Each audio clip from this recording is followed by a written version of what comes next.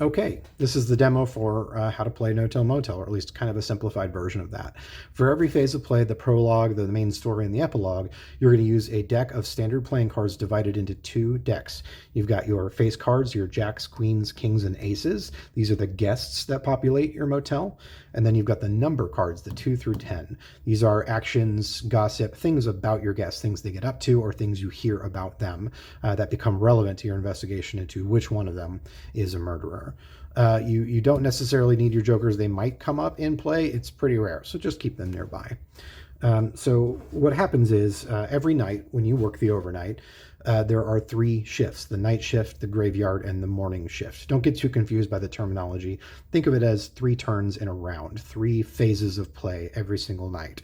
And what you do at the start of the night is you set up your 6 hotel rooms. These are all face down cards. Those are the face down face cards. Those are the people cards.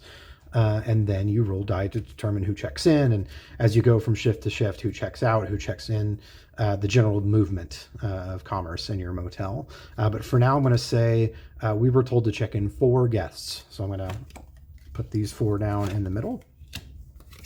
The dossiers that come with the game will tell you who these people are, a little bit about them, why they might be interesting, why people might be interested in them, why they might have motives to murder.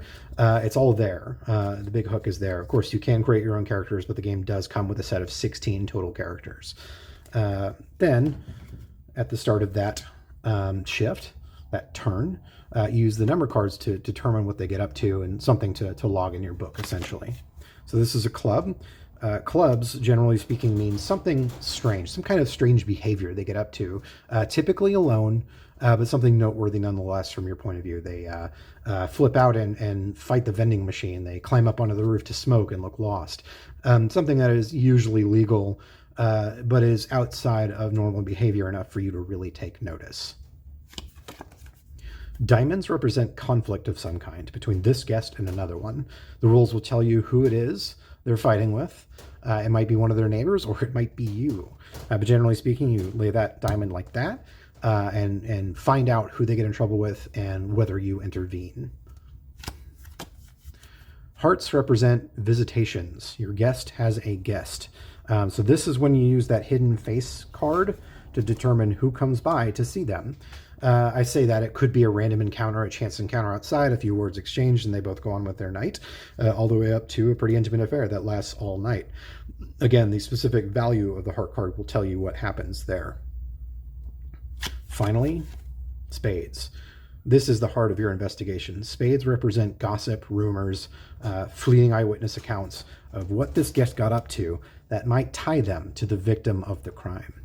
Each card is detailed with what that gossip or rumor is, and it also has a value of motive assigned to it. And what you're trying to do throughout the game is build up enough motive to make an accusation against someone. But of course, you're trading in gossip and rumors. You're not trading in hard evidence. So the more you play, the longer you play, the more these cards show up repeatedly. They start to cast doubt. You've heard the rumor, you're pretty sure the rumor is true, but you're not sure who you heard it about is correct. So the longer your investigation takes, the muddier the waters get.